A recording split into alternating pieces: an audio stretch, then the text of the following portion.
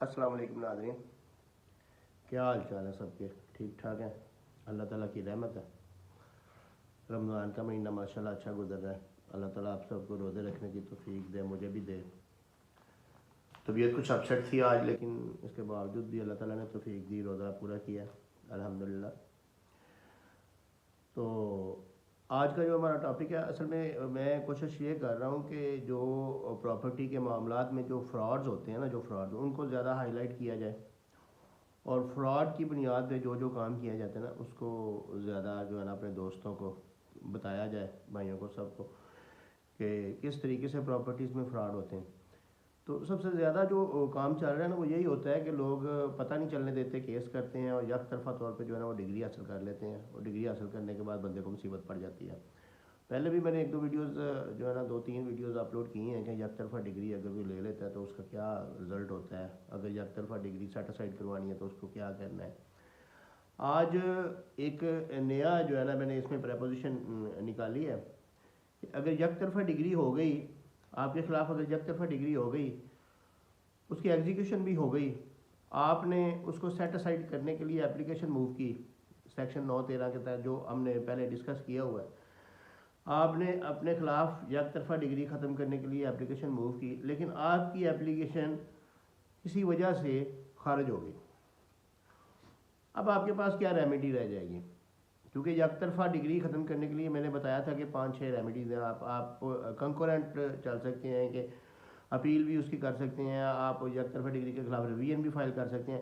लेकिन जिस वक्त आपने एक तरफा डिग्री ख़त्म करने के लिए एप्लीकेशन मूव की है 9(13) के तहत, उसकी ग्राउंड सिर्फ ये होती है कि मुझे नोटिस वसूल नहीं हुआ, मुझे समन वसूल नहीं हुआ, मुझे पता नहीं चला केस का, ना मैंने अखबार इश्तहार पढ़ा है, ना मैंने मेरे पास कोई अपना अदालत का कोई नुमाइंदा आया है मुझे बताने के लिए, और ना ही मुझे पता चला है केस का, इसलिए मैं हाज़िर नहीं हो सका। तो आपकी वैलिड हो सकती है रीज़न, लेकिन इस एप्लीकेशन को फ़ाइल करने के लिए लिमिटेशन पीरियड होता है 30 डेज़ का, और वो पीरियड उस वक्त से गिना जाता है जिस वक्त आपको पता चला है डिग्री का, उसके बाद। लेकिन कुछ वजूहात की बिना पे अगर आप 30 दिन के अंदर उस एप्लीकेशन नहीं दे सकते, आपके पास पैसे नहीं हैं, आप वकील नहीं कर सकते, या आप कोई और प्रॉब्लम आ जाती है, बीमार हो जाते हैं, तो फिर उसके बाद आप 2 महीने के बाद एप्लीकेशन देते हैं, तो दूसरी पार्टी जो है ना वो वहाँ पे ये प्रूव कर देती है कि इनकी एप्लीकेशन लेट है, 1 महीने का डिले है, तो आपकी एप्लीकेशन खारिज हो जाएगी।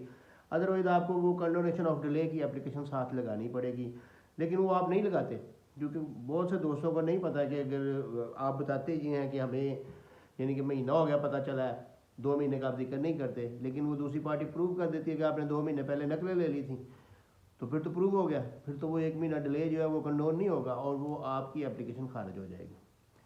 तो एक केस स्टडी आज जो है ना मैं आपको बताने लगा हूँ, ये आपने नोट कर लेनी है, क्योंकि ज़िंदगी में कभी भी इस किस्म के फ्रॉड से पाला पड़ सकता है। ये 2019 2019 CLC 1483 2019 CLC 1483, ये पेशावर हाई कोर्ट का हाई कोर्ट की जो है ना ये साइटेशन है, उनका जो है ना ये केस ला है। तो ये रिपोर्टेड जजमेंट है, और इसमें ये बताया गया है कि एक बंदा जो है ना उसकी एप्लीकेशन इसी बुनियाद पे खारिज हो गई कि वो डिले था उसमें, और वो उसको गाइडेंस नहीं मिली प्रॉपर, वो साथ कंडोनेशन ऑफ डिले की एप्लीकेशन नहीं लगा सका, डिले की वजह से खारिज हो गई। उसके बाद उसने कोई मशवरा किया किसी से, तो उन्होंने बताया कि आप इसको सेक्शन 12(2) की जो है ना वो एप्लीकेशन मूव कर दो, जो फ्रॉड की बुनियाद पे जो है ना सेक्शन 12(2) की एप्लीकेशन दी जाती है कि अगर कोई डिग्री फ्रॉड की बुनियाद पर ली गई है। लेकिन वो सेक्शन 12(2) की एप्लीकेशन वो बंदा मूव कर सकता है जो केस में पार्टी नहीं था। जो केस में पार्टी था वो सेक्शन 12(2) नहीं दे सकता, और इस ग्राउंड पे जो है ना वो सेक्शन 12(2) जो है ना वो खारिज कर दी जाती है कि ये पार्टी नहीं था, या इसकी पहले 9(13) की एप्लीकेशन खारिज हुई है, इसलिए अब इसकी 12(2) की एप्लीकेशन खारिज हो गई है।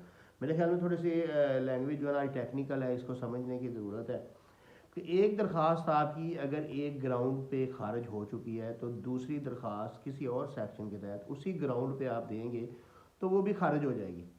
अब उस बंदे ने क्या किया, थोड़ी सी अक्लमंदी कर ली कि अगर जब जिस वक्त उसकी 12(2) की खारिज हुई है तो वो हाई कोर्ट चला गया अपील में, क्योंकि वो उसकी एग्जीक्यूशन कोर्ट ने भी खारिज कर दी, सेशन कोर्ट ने भी खारिज कर दी, हाई कोर्ट चला गया, और वहाँ पे जाके उसने क्लियर कट मेरिट पे जो है ना वो आर्गूमेंट्स में वो बताया कि ये वाकई on the face of it नज़र आ रहा है कि ये फ्रॉड है, मैंने ये जो है ना नहीं, मेरा इसमें कोई रोल नहीं है, मेरी प्रॉपर्टी के ख़िलाफ़ जो है ना ये इन्होंने फ्रॉड करके डिग्री हासिल की है। तो कोर्ट ने क्या किया, उसको उसकी एप्लीकेशन 12/2 को उसने मंजूर नहीं किया हाई कोर्ट ने, लेकिन उसको कन्वर्ट कर दिया है। एक और सेक्शन है, सेक्शन 47। सेक्शन 47 जो है ना वो डिग्री की एग्जीक्यूशन के दौरान अगर आपको कोई उज़र कोई आपका है डिग्री की एग्जीक्यूशन में, तो उसके लिए एप्लीकेशन आप दे सकते हैं। इसको ऑब्जेक्शन पटिशन बोलते हैं। तो वो उन्होंने कन्वर्ट कर दिया उसको ऑब्जेक्शन पिटीशन में, और उनको उसको मंजूर कर लिया और लोअर कोर्ट को कहा कि ऑर्डर किया कि आप इसको एज ऑब्जेक्शन पिटीशन कंसीडर करें और इसका फैसला जो है ना वो मेरिट पे करें और इसको दोबारा एविडेंस हासिल करें। ये केस स्टडी मैंने आपको बता दिया है, ये बहुत ज़रूरी है, ये आप नोट करके रखें। किसी भी वक्त एक्स पार्टी पर जो है ना वो प्रोसीडिंग हो जाए आपके ख़िलाफ़, किसी केस में कोई विरासती केस हो या कोई और किसी किस्म का कोई केस बंदे को हो जाता है। आजकल दीवानी केसों की लाइनें लगी हुई हैं, 16-17 लाख केस हो गए, कोई उनका रिजल्ट नहीं निकल रहा, इंसाफ का बुरा हाल है। तो अब वो बात और दूर निकल जाएगी, इसलिए मैं इधर ही रहता हूँ कि वो सेक्शन 47 के तहत जो ऑब्जेक्शन पिटीशन है ना वो आप फाइल कर सकते हैं। तो ये केस ला नोट कर लीजिएगा, और इस सेक्शन के तहत जो है ना फिर आप वही ग्राउंड्स लेंगे कि मैंने ये मेरे खिलाफ जो है ना फ्रॉडुलेंट बेसिस पे डिग्री हुई है, इसको जो है ना वो मैटर ऑफ एविडेंस लेके एविडेंस के बाद इसको डिसाइड किया जाए, क्योंकि मेरे साथ ज़्यादती हो रही है। तो इंशाल्लाह अल्लाह ताला बेहतर करेगा और आपको रिलीफ मिलेगा।